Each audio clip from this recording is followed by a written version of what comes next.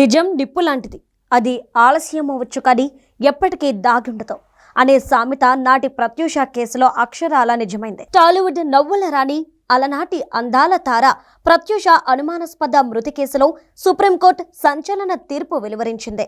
దాదాపు 23 ఏళ్ల సుదీర్ఘ న్యాయ పోరాటం తర్వాత ఆ తల్లి కన్నీటి గాథకు న్యాయం లభించింది. నిందితుడు ప్రత్యూష మాజీ ప్రియుడు సిద్ధార్థ రెడ్డికి 5 ఏళ్ల జైలు శిక్షను ఖరారు చేస్తూ అత్యున్నత న్యాయస్థానం తీర్పునిచ్చింది. వివరాల్లోకి వెళ్తే 2002 ఫిబ్రవరి 23న నటి ప్రత్యూష మరణం అప్పట్లో ఉమ్మడి ఆంధ్రప్రదేశ్లో పెను సంచలనం సృష్టించింది. ప్రేమ పేరుతో ప్రత్యూష, సిద్ధార్థ రెడ్డి ఇద్దరు కూల్ డ్రింక్లో విషం కలిపి తాగారని, సిద్ధార్థ్ బతికి బయటపడగా ప్రత్యూష మాత్రం ఆసుపత్రిలో చికిత్స పొందుతూ మరణించిందని కథనాలొచ్చాయి. అయితే ఇది ఆత్మహత్య కాదని, పక్కా ప్లాన్ ప్రకారం జరిగిన హత్య అని ప్రత్యూష తల్లి సరోజినీదేవి మొదటి నుంచి వాదిస్తూనే ఉన్నారు.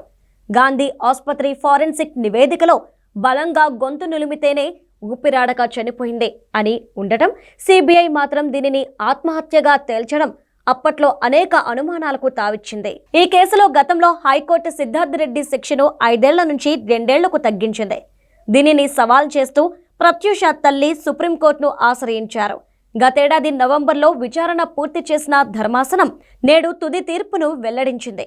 హైకోర్టు తగ్గించిన శిక్షను రద్దు చేస్తూ నిందితుడికి 5 ఏళ్ల జైలు శిక్షను పునరుద్ధరించింది.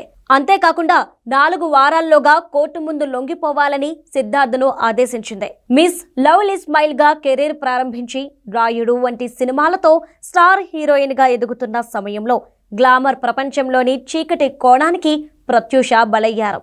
రాజకీయ ఒత్తిళ్లు, సిబిఐ విచారణలు, ఫోరెన్సిక్ ట్విస్టుల మధ్య నలిగిపోయిన ఈ కేసులో ఎట్టకేలకు న్యాయం గెలిచింది.